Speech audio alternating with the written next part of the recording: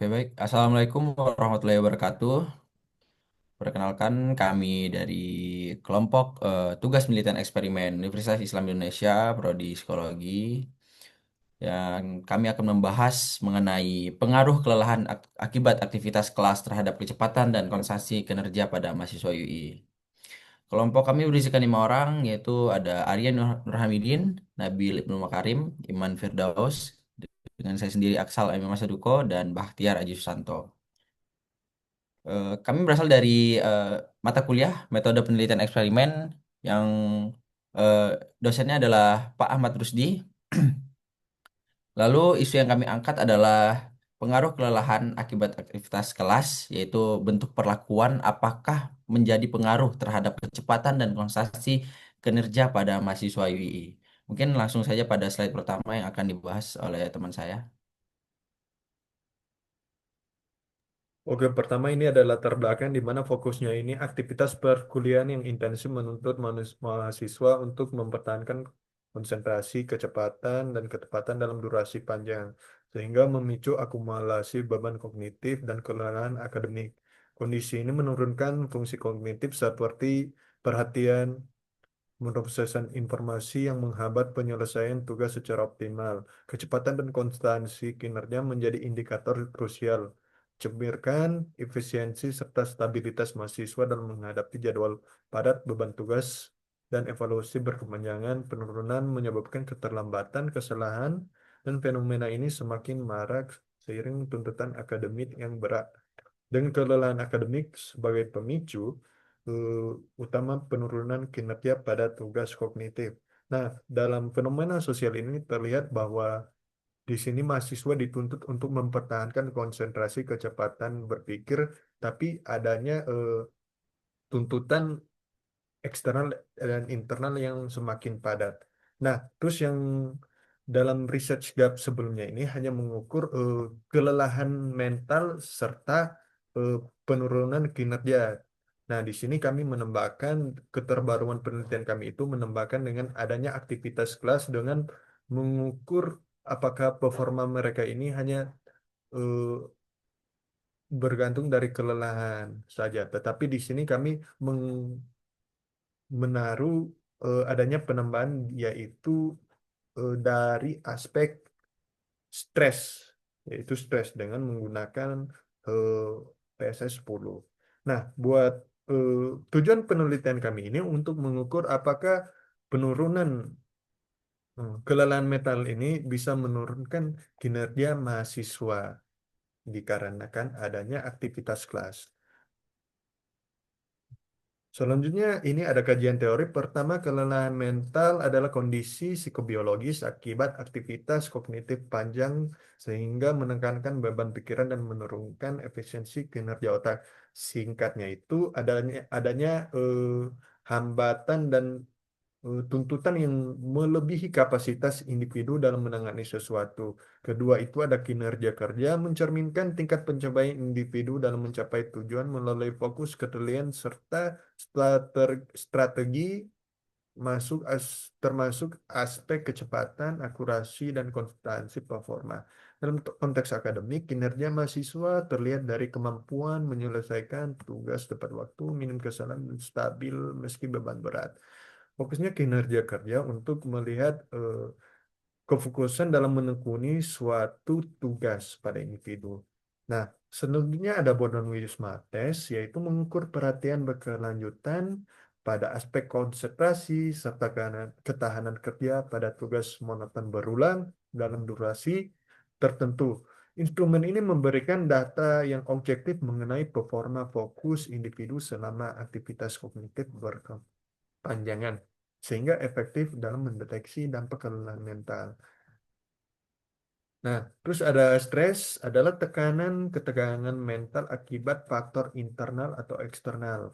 Internal itu jatuhnya dari dalam diri sendiri, yaitu seperti salah satunya stres atau takut, kecemasan itu bisa memicu. Dan eksternal itu ada tuntutan dari misalnya dari lingkungan sosial, keluarga, atau teman sebaya. Stres ini muncul sebagai sinyal ancaman psikologis yang bisa memperburuk jika individu tidak mampu mengatasi. Terus ada self efficacy adalah keyakinan individu dalam mengatur masalah dan mencapai tujuan. Dalam konteks akademik ini penilaian pribadi soal kemampuan mengelola situasi prospektif penuh ketidakpastian. Semakin tinggi self efficacy, semakin tangguh mahasiswa menghadapi tekanan kuliah. Singkatnya, self efficacy itu keyakinan individu dalam menyelesaikan sesuatu masalah yang dihadapi. Nah, da- dari segi partisipan, kita mengambil setidaknya 20 mahasiswa aktif laki-laki dan perempuan Universitas Islam Indonesia dengan angkatan 2024 dan 2025 yang dibagi menjadi dua kelompok masing-masing 10 orang, yaitu kelompok eksperimen dengan jadwal perkuliahan penuh pada hari Kamis dan kelompok kontrol tanpa jadwal perkuliahan pada hari Kamis. Kami melakukan perekrutan secara sukarela melalui grup WhatsApp. Selanjutnya,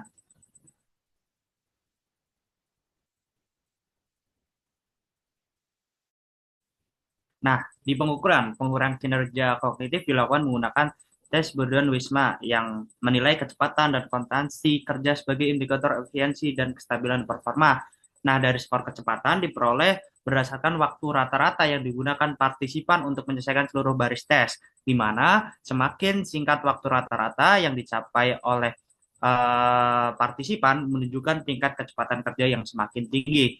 Sementara itu, untuk skor kompetensi kinerja dihitung berdasarkan kestabilan kecepatan kerja partisipan dari satu baris ke baris lainnya melalui perhitungan deviasi waktu pengerjaan setiap baris terhadap waktu rata-rata, di mana semakin kecil nilai deviasi yang diperoleh menunjukkan kinerja yang semakin konstan selama pengerjaan tes. Nah, dari hasil pengukuran yang telah kami lakukan menunjukkan adanya penurunan kecepatan dan konstansi kinerja pada kelompok eksperimen setelah mengikuti aktivitas kelas yang intensif. Meskipun penurunan tersebut belum signifikan secara statistik, pola perubahan skor mengindikasikan munculnya kelelahan mental yang mempengaruhi kemampuan mahasiswa dalam mempertahankan performa kerja secara optimal. Selanjutnya, nah ini ada dari perilaku. Penelitian ini menggunakan untuk bertujuan mengintervensi kepada mahasiswa dengan mengikuti aktivitas perkuliahan yang mempengaruhi kelelahan mental. Nah, saya sedikit mencuit tentang kelelahan mental, yaitu sebagai keadaan psikologis yang muncul akibat aktivitas kognitif yang berlangsung dalam durasi panjang dan menuntut tingkat perhatian secara konsentrasi yang tinggi sehingga menyebabkan penurunan kapasitas kognitif individu. Serta kita tuh mengukur kinerja dalam memenuhi tuntutan tanggung jawab, sosial, serta kompetensi, sehingga aspek ini menguji untuk melihat ada nggak sih perubahan yang terjadi, mulai dari kurang fokus, kehilangan motivasi, serta hingga pemenuhan beban kognitif. Baik, selanjutnya ialah manipulation check. Pada penelitian kali ini, manipulation check dilakukan untuk memastikan bahwa perlakuan penelitian menimbulkan perbedaan tingkat kelelahan mental yang signifikan dengan membandingkan kinerja partisipan pada pre-test dan post-test setelah aktivitas perkuliahan berlangsung, yang menuntut banyaknya proses kognitif seorang mahasiswa. Pada penelitian ini, manipulation check menggunakan Perceived Stress Scale, yaitu PSS-10, yang diberikan pada sesi pretest dan post-test. Dan hasil menunjukkan adanya peningkatan stres serta penurunan kinerja pada kelompok eksperimen, terutama pada aspek kecepatan dan konstansi yang menandakan meningkatnya kelelahan mental setelah mengikuti aktivitas perkuliahan. Baik, baik. Selanjutnya ialah upaya kontrol. Dalam penelitian ini, upaya kontrol dilakukan untuk menjaga validitas internal eksperimen. Yang pertama ialah partisipan dibagi menjadi dua kelompok, yaitu kelompok eksperimen dan kelompok kontrol. Yang kedua, kelompok eksperimen mengikuti aktivitas kelas, sedangkan kelompok kontrol tidak mengikuti aktivitas kelas pada waktu pengambilan data lanjutan. Selanjutnya ialah pembagian kelompok bertujuan mengaitkan perubahan kinerja dengan paparan aktivitas kelas sebagai sumber kelelahan mental. Yang keempat, jumlah partisipan pada setiap kelompok diseragamkan masing-masing sebanyak 10 mahasiswa di setiap kelompoknya. Yang kelima ialah seluruh partisipan berasal dari populasi yang relatif homogen, yaitu dari ruang lingkup mahasiswa aktif di Universitas Islam Indonesia. Selanjutnya. Yang keenam, kita menggunakan alat ukur yang sama untuk kedua kelompok partisipan, meliputi Bordon-Wisma Test, PSS 10, dan GSS 10. Yang ketujuh, ialah instruksi pengerjaan alat ukur disampaikan secara seragam untuk menghindari perbedaan pemahaman. Selanjutnya itu, waktu pengambilan data dikontrol secara ketat untuk membedakan paparan aktivitas kelas antar kelompok. Yang kesembilan, lingkungan pelaksanaan tes dibuat nyaman dan kondusif untuk meminimalkan gangguan eksternal. Yang terakhir, pencatatan waktu pada Bordon Prisma Test dikontrol langsung oleh peneliti dan mengajarkan bagaimana menggunakan stopwatch pada partisipan agar waktunya tercatat dan dapat dijadikan tolak ukur di BWT. Selanjutnya. Baik, penelitian diawali dengan tahap persiapan yang meliputi penyusunan proposal dan pengkajian instrumen, rekrutan partisipan, dan perizinan. Selanjutnya, tahap pretest dilakukan untuk mengukur kondisi awal variabel dependen pada seluruh partisipan.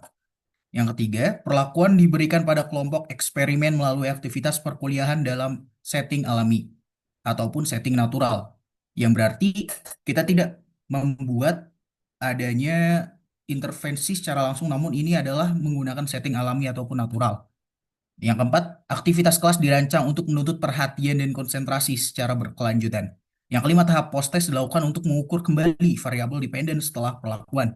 Yang keenam, waktu pelaksanaan post-test disesuaikan dengan desain penelitian dan jadwal masing-masing kelompok. Oke, kali ini kita masuk ke analisis data. Pada penelitian kali ini juga, kelompok kami menggunakan aplikasi statistik untuk menganalisis data yang sudah kami dapatkan. Analisis ini menggunakan aplikasi JSP dan Jamovie. Penelitian ini juga menggunakan desain eksperimen pretest dan post-test berpasangan ataupun pair pretest dan post-test. Yang tiga, pengujian normalitas menunjukkan bahwa data tidak terdistribusi secara normal. Maka dari itu, analisis kali ini kita mencoba menggunakan inferensial, yaitu menggunakan uji Wilcoxon Sign Rank Test. Selanjutnya, uji ini digunakan untuk membandingkan kondisi sebelum dan sesudah perlakuan. Apakah ada perubahan terjadi ataupun tidak? Yang keenam, analisis deskriptif ini dilakukan untuk melihat arah perubahan kinerja dan stres. Yang tujuh, analisis korelasi Spearman digunakan untuk melihat hubungan antar variabel pada tahap akhir.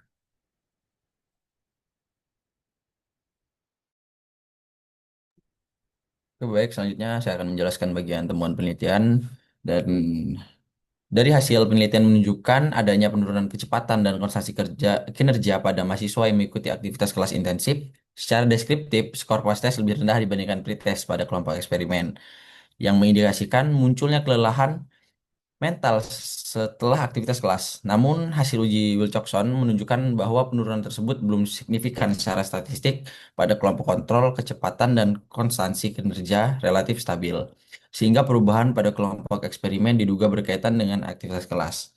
Baik, lanjut. Dan di bagian bagan hasil ini juga bagan penelitian menggambarkan alur pengukuran pretest sampai post-test pada kelompok eksperimen dan kontrol. Kelompok eksperimen menjalani aktivitas kelas dari pagi hingga sore, yang mana itu yang menjadi pemicu dan pengaruh kelelahan mental yang kemudian dilakukan pengukuran ulang kinerja menggunakan tes Bordon bersama. Sementara itu, kelompok kontrol tidak terpapar aktivitas, yang mana mereka tidak mendapatkan perlakuan dari kelompok kami dan hasil dari kelompok kontrol yaitu perbandingan hasil pretest dan post-test menunjukkan kecenderungan penurunan performa kognitif pada kelompok eksperimen yang khususnya pada aspek kecepatan dan konsentrasi kerja.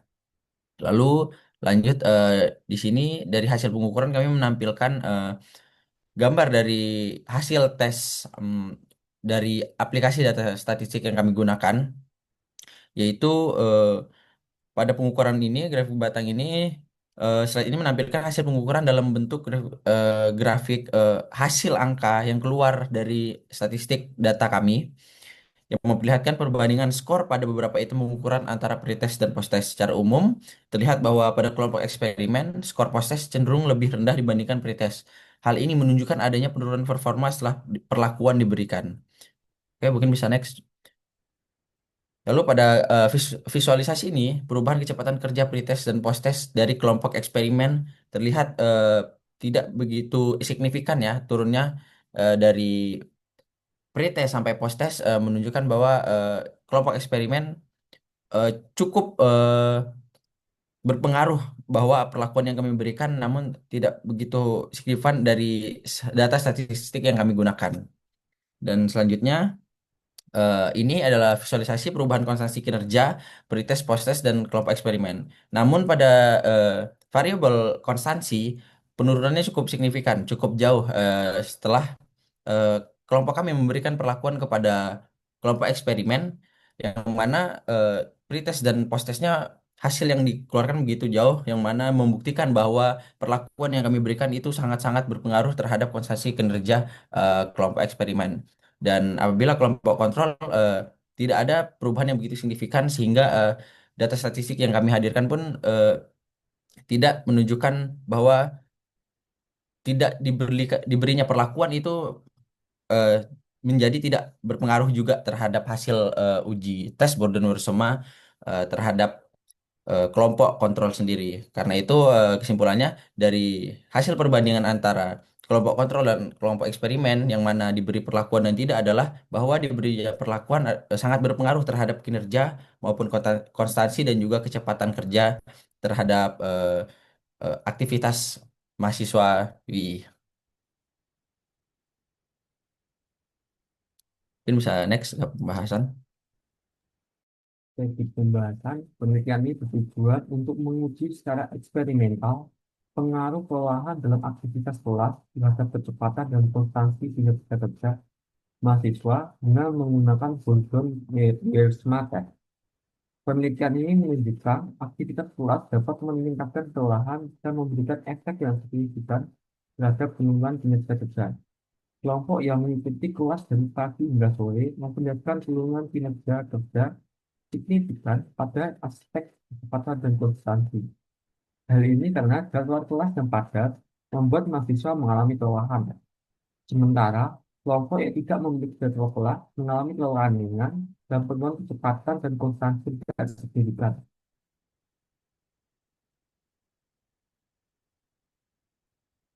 Hasil penelitian ini menemukan validitas terhadap individu yang mengalami kelelahan mental dan mempengaruhi hasil kerja di kecepatan dan prestasi dengan menggunakan Boltzmann-Weierstrass test. Tetapi ada penekanan pada sampel dengan melakukan screening sebelum mengukur kelelahan dan pengerjaan Boltzmann-Weierstrass test dengan menggunakan tes S10 serta GSE.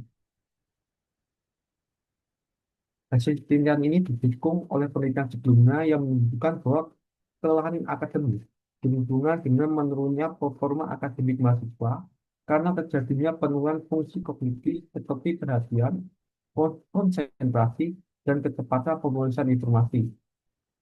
Hal ini membuktikan bahwa aktivitas akademik seperti kelas membuat mahasiswa mengalami kelelahan yang mengakibatkan ketidakstabilan kinerja kerja terhadap kecepatan dan substansi. Hasil penelitian ini dapat menjadi masukan untuk mahasiswa maupun pihak kampus. Untuk mahasiswa, pertama, diharapkan mampu menyusun jadwal kuliah tidak mengeluarkan diri, lalu membentuk skala prioritas dan mempertimbangkan kestabilan emosional dengan berkomunikasi dan terbuka sebagai bentuk coping. Ketiga, tidak stabilan kognitif dengan memproses informasi yang relevan, positif, hingga tidak terjadinya cognitive overload. Mahasiswa juga diharapkan bisa memberi waktu pada diri sendiri untuk istirahat. Untuk pihak kampus, diharapkan mampu memberi lebih banyak pilihan jadwal mata kuliah kepada mahasiswa, kita memberikan edukasi yang menentukan skala prioritas dan manajemen. Nah, meski begitu, penelitian ini memiliki sejumlah keterbatasan. Pertama, jumlah sampel yang relatif kecil yaitu hanya 20 orang. Jumlah sampel tidak cukup untuk mewakili populasi yang lebih luas. Penggunaan kontrol alami yaitu kelas reguler. Setiap mahasiswa memiliki jadwal masing-masing sehingga memiliki tingkat kelelahan yang beragam. Ketiga, penelitian ini hanya memberikan gambaran fenomena tanpa memberi solusi atau intervensi. Keempat, kesalahan penginstruksian pengerjaan Gordon Tes. Lalu kelima, kurangnya representasi gender di mana 7 dan 10 partisipan setiap kelompok adalah laki-laki.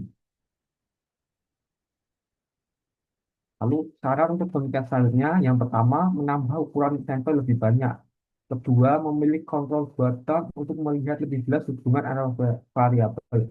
Ketiga, penelitian selanjutnya dapat memberi metode intervensi, mengatasi kelelahan, dan cara meningkatkan kinerja kerja. Keempat, perlunya instruksi secara detail dan terlatih. Kelima, perlunya keseimbangan representasi gender dalam sampel penelitian.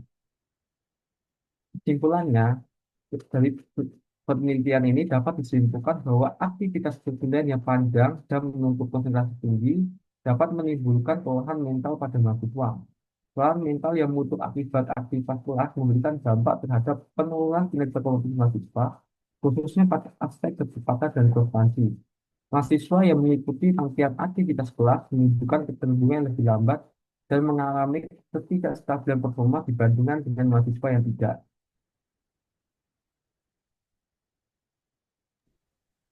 Oke, baik. Sekian dari kelompok kami.